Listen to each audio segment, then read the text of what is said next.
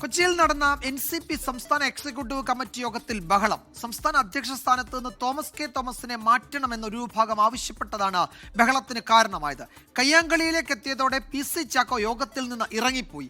അതേസമയം തർക്കങ്ങൾ ഉണ്ടായിട്ടില്ലെന്നും നിയമസഭാ തെരഞ്ഞെടുപ്പിൽ താനും AK ശശീന്ദ്രനും മത്സരിക്കുമെന്നും തോമസ് കെ തോമസ് പിന്നീട് പറഞ്ഞു.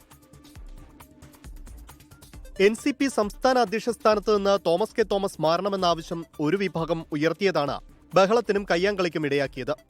തോമസ് കെ തോമസിന് പകരം PC ചാക്കോ അധ്യക്ഷനാകണമെന്നായിരുന്നു ആവശ്യം.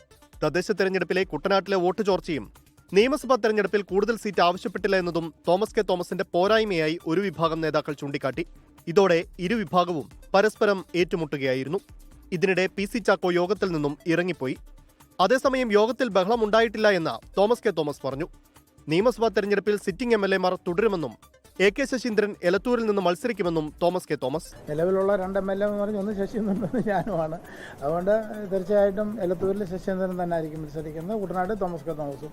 പാർട്ടി ആവശ്യപ്പെട്ടാൽ മത്സരിക്കുമെന്ന് AK ശശീന്ദ്രൻ പറഞ്ഞു. ഞാൻ സ്ഥാനാർത്ഥിയാണ്, തീരുമാനിച്ചാൽ ഞാൻ സ്ഥാനാർത്ഥിയാണ്, അല്ലെങ്കിൽ ഞാൻ സ്ഥാനാർത്ഥിയല്ല.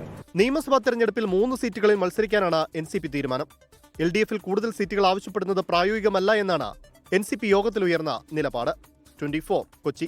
ലോകത്തെവിടെയായാലും ഏത് സമയത്തും 24 വാർത്തകളും ഓഗ്മെന്റഡ് റിയാലിറ്റി പാക്കേജുകളും എക്സ്പ്ലെയിനറുകളും വിശദമായി കാണാൻ ഞങ്ങളുടെ YouTube ചാനൽ നിങ്ങൾക്ക് സബ്സ്ക്രൈബ് ചെയ്യാം.